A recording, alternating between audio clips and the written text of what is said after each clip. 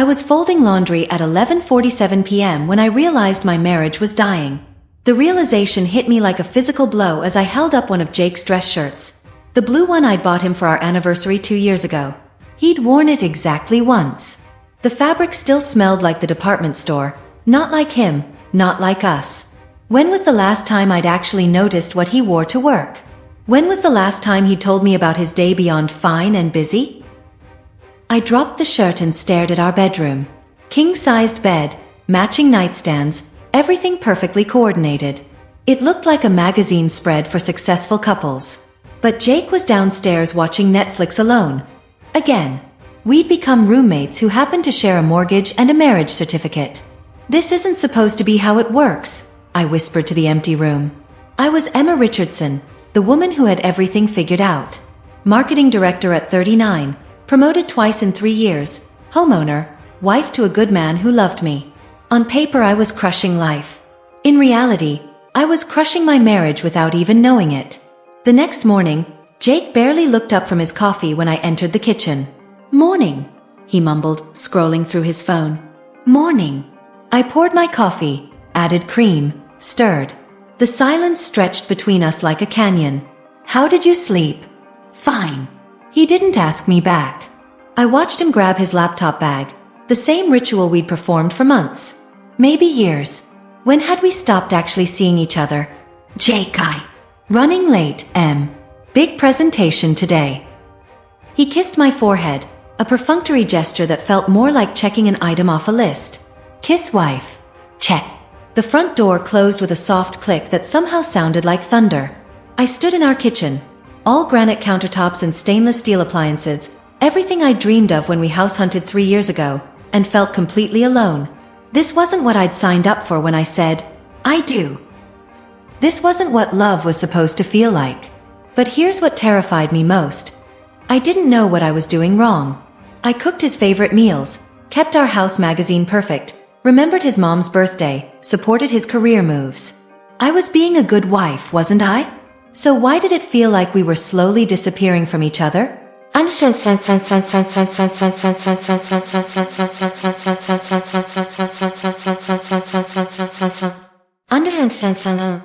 The next 3 weeks became an experiment in desperation disguised as romantic effort.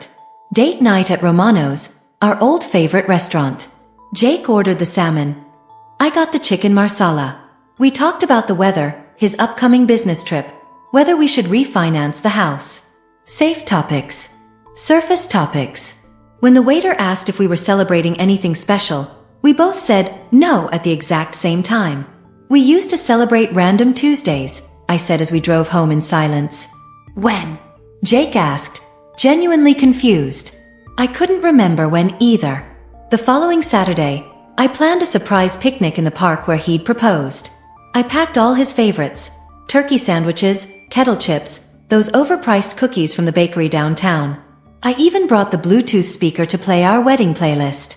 Jake appreciated the effort. He smiled, said, "This is nice," complimented the sandwiches. But when At Last by Etta James came on, our first dance song, he didn't even seem to recognize it. He was checking work emails while our love song played in the background. "Do you remember this song?" I asked. He looked up from his phone. "Should I?" Something cracked inside my chest. Never mind. The breaking point came on a Thursday night in October. I'd made his favorite dinner, herb-crusted pork tenderloin with roasted vegetables, and lit candles like we were dating again. I'd even changed into the dress he used to say made my eyes look beautiful. Jake came home 2 hours late without calling. "Dinner's cold," I said, trying to keep the hurt out of my voice. "Sorry, got caught up in a client call. I'll just heat it up." He microwaved the meal I'd spent 2 hours preparing, and ate it standing at the counter while scrolling through his phone. "Can we just talk?" I asked. "Like actually talk? About what?" The question hung in the air like an accusation. About what? About us. About how we'd become strangers. About how I felt like I was performing the role of wife without actually being one. About how he seemed to be going through the motions of husband without any real connection to what that meant. But I didn't say any of that. Instead I said, "Nothing. Never mind." That night, lying in bed 6 inches away from the man I'd promised to love forever, I finally admitted the truth I'd been avoiding. I didn't know how to be a spouse. I knew how to be a girlfriend. We'd dated for 4 years and that had been easy, fun, natural. I knew how to be a wife in the traditional sense. I could cook, clean, organize, support. But being a spouse? Being a true partner? I was failing miserably, and I had no idea why. Jake rolled over, his back to me. In the darkness, I could hear him breathing, but he felt a million miles away. We'd gone from lovers to friends to roommates to strangers, and I couldn't pinpoint when it had happened or how to fix it. The worst part? I could feel him slipping away, and every effort I made seemed to push him further. It was like trying to hold water. The tighter I gripped, the faster it ran through my fingers. I think I'm losing my husband, I confessed to my sister Sarah over coffee the next morning. And I don't understand why. Sarah stirred her latte thoughtfully. Have you guys considered counseling? Jake won't go. He says we don't have real problems, just busy lives. I laughed bitterly. Apparently emotional distance doesn't qualify as a real problem. What about individual therapy? Maybe you could figure out your part in this. That's how I found myself sitting in Dr. Sarah Mitchell's office on a rainy Tuesday afternoon, clutching a tissue I didn't remember taking from the box on her coffee table. Dr. Mitchell wasn't what I'd expected. I'd imagined someone stern and clinical, maybe with a notepad and judgmental glasses. Instead, she was warm, probably in her early 50s, with laugh lines around her eyes and the kind of presence that made you feel heard before you even spoke. Tell me about your marriage, she said simply. I launched into my rehearsed list of grievances: Jake's emotional distance, our lack of intimacy, how we'd become roommates. But Dr. Mitchell stopped me mid-sentence. Emma, those are symptoms. I'm asking about your marriage. What does being married mean to you? The question caught me off guard. We love each other. We made vows. We're committed. That's wonderful. Now tell me what being a spouse means to you. I opened my mouth to answer and realized I had no idea. I'm supposed to support him. Make him happy. Be there for him. Dr. Mitchell leaned forward slightly. Those sound like job responsibilities. I'm asking about partnership. What does it mean to be Jake's spouse? The silence stretched between us. Finally, I whispered, I don't know. Her smile was gentle, not pitying. That's actually a beautiful place to start. Most people think they know, and they never question whether their definition is working. Over the next hour, Dr. Mitchell shared research that rocked my understanding of marriage. We did a longitudinal study at Harvard Medical School, tracking 4,000 married couples over 8 years, she explained. The couples who thrived didn't just love each other. They understood their role as spouses differently than the couples who struggled. How so? The struggling couples operated from what we call the service model. One or both partners focused on serving, pleasing, or fixing the other. The thriving couples operated from the partnership model. They saw themselves as equal investors in a shared enterprise. She pulled out a simple diagram. In the service model, you have a giver and a receiver. The giver exhausts themselves trying to make the receiver happy, and the receiver either feels guilty or entitled. Eventually, resentment builds on both sides. My stomach dropped. That's us. I'm the giver. In the partnership model, both people contribute their unique strengths to something bigger than either of them alone. Instead of trying to make your partner happy, you focus on building something together that makes you both happy. But isn't marriage about making sacrifices for the person you love? Dr. Mitchell's eyes lit up. That's the beautiful trap, Emma. Yes, healthy relationships require sacrifice. But there's a crucial difference between sacrificing for your partner and sacrificing for your partnership.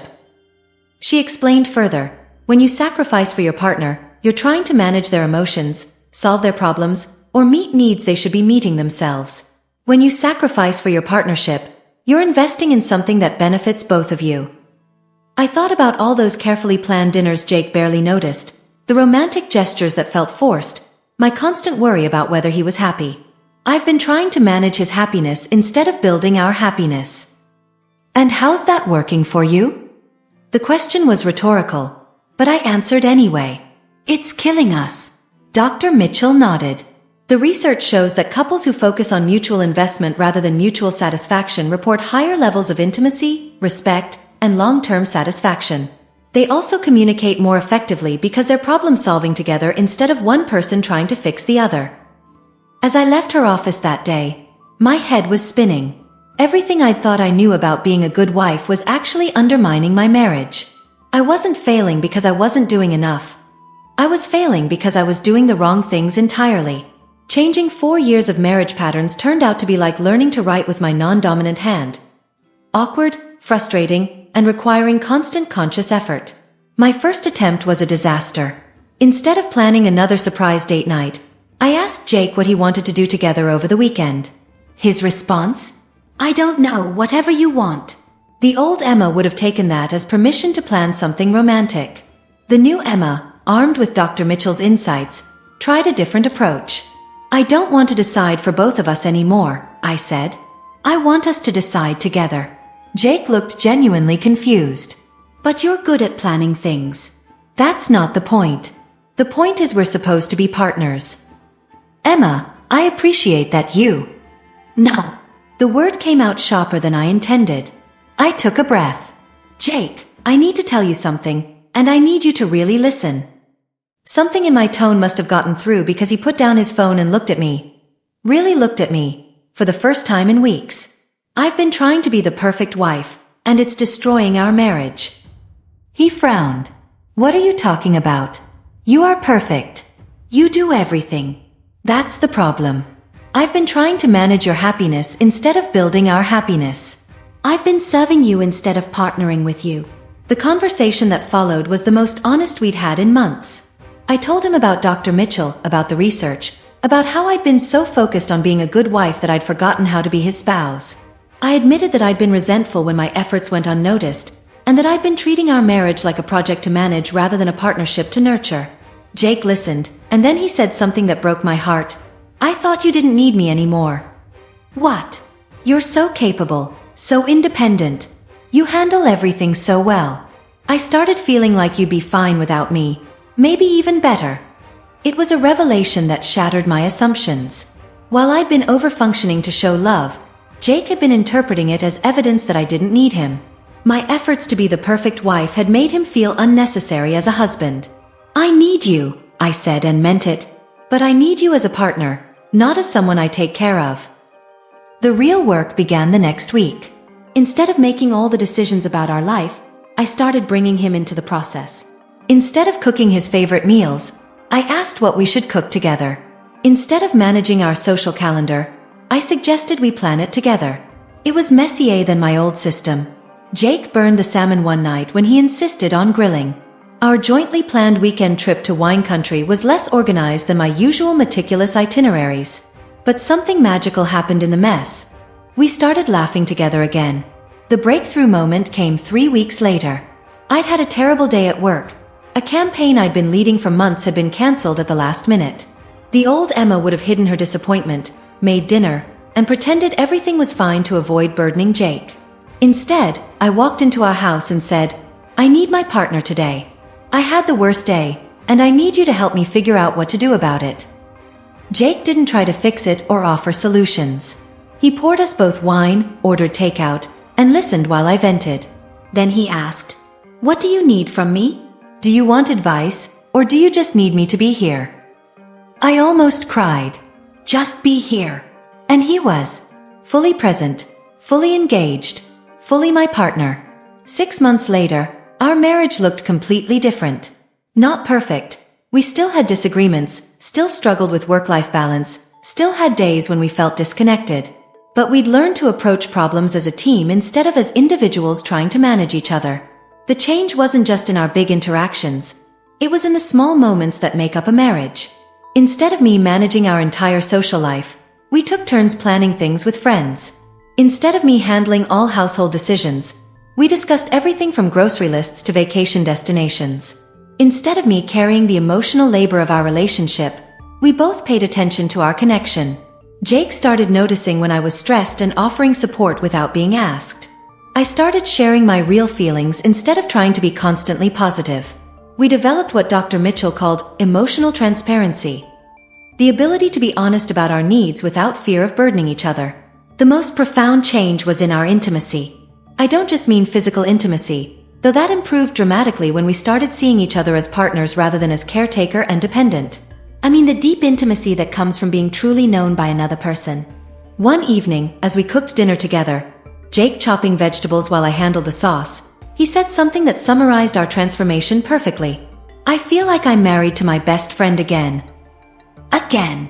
I asked, stirring the pan. "Yeah." Somewhere along the way, I started feeling like I was married to someone who was trying really hard to make me happy, which is nice but kind of exhausting. Now I feel like I'm married to someone who wants to build a life with me. It's completely different. He was right. The energy between us had shifted from effortful to natural, from performative to authentic. Instead of me working to make him happy and him feeling guilty about my efforts, we were both working to make our partnership successful.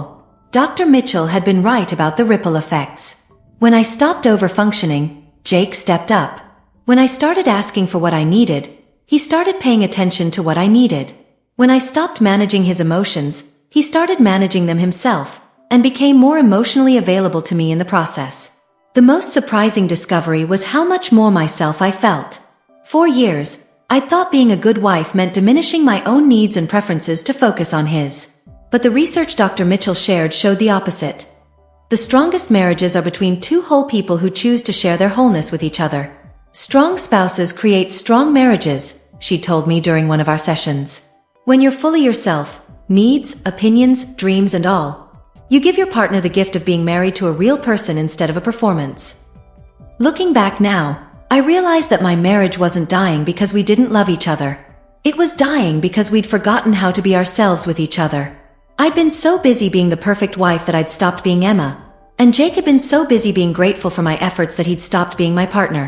The night I realized our marriage was healing was different from the night I realized it was dying. This time, I was folding laundry again, but Jake was helping. We were talking about our plans for the weekend, laughing about something ridiculous his coworker had said, planning our approach to his parents' upcoming visit. "Remember when you used to fold my shirts and I never even noticed?" Jake asked, holding up the same blue dress shirt from months ago. "I remember," I said. "I'm sorry about that. I'm sorry I wasn't seeing you.